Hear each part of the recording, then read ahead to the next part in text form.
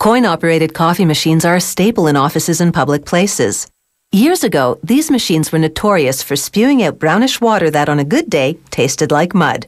But today, even finicky Java junkies drink machine coffee because the latest machines have mastered the art of making delicious coffee one cup at a time.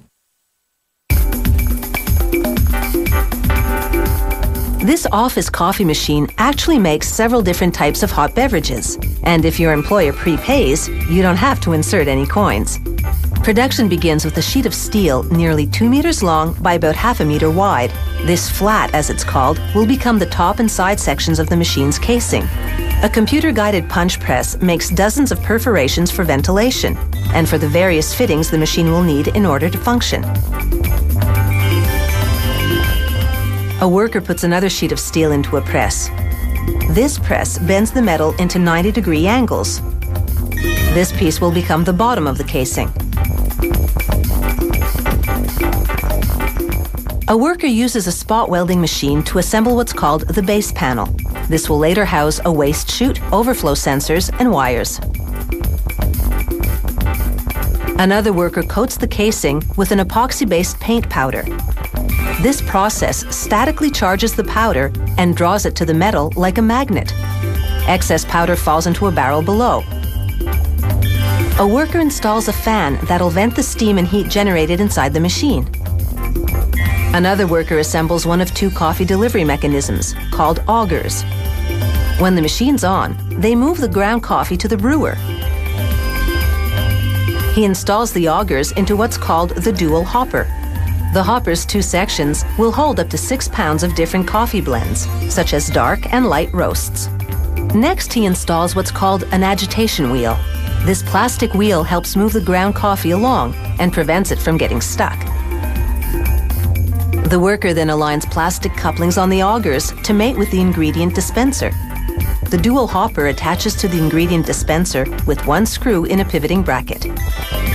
Workers also connect power wires to the dispenser's motor and to a water inlet valve.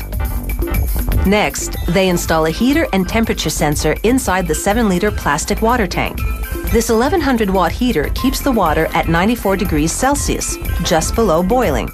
That's the optimal temperature for extracting flavor from ground coffee beans.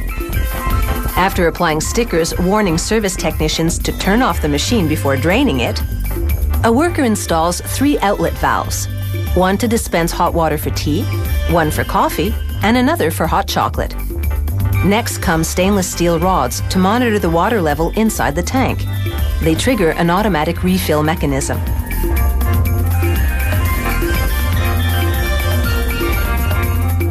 The worker connects power wires to the brewer motor. Then she mounts what's called the whipper mixing bowl. This aligns with a chocolate syrup dispenser to prepare the hot chocolate. Next, she installs the brewer motor assembly into the machine's casing. This is the coffee machine's 15-button selection panel. It lets you select what type of hot drink to brew, in what cup size, and when to start. The panel also displays the prices when the coffee's not on the house.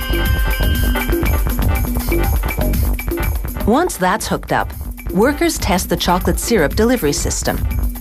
They run water through it to ensure it doesn't leak. They also test to see if the system dispenses the correct dose of syrup. 1 dose is 15 milliliters, a tablespoon. A small cup of hot chocolate requires 2 doses. A large cup requires 4. Now they install the brewer. It works much like a French press coffee maker, brewing a separate batch for each cup. To test it, they run water through it and make sure the selection panel works properly. By testing the panel with the coffee machine closed, they ensure the circuits are properly aligned behind the selection buttons. Depending on how strong you select your coffee, a dispenser releases between 6 and 16 grams of ground coffee into a reusable nylon filter. A piston then forces hot water through the filter for 10 to 20 seconds, depending on the size of cup. This process extracts the flavor of the ground beans. The machine then scrapes away the coffee grinds and throws them down the built-in waste chute. Then it prepares for the next customer and the next delicious cup.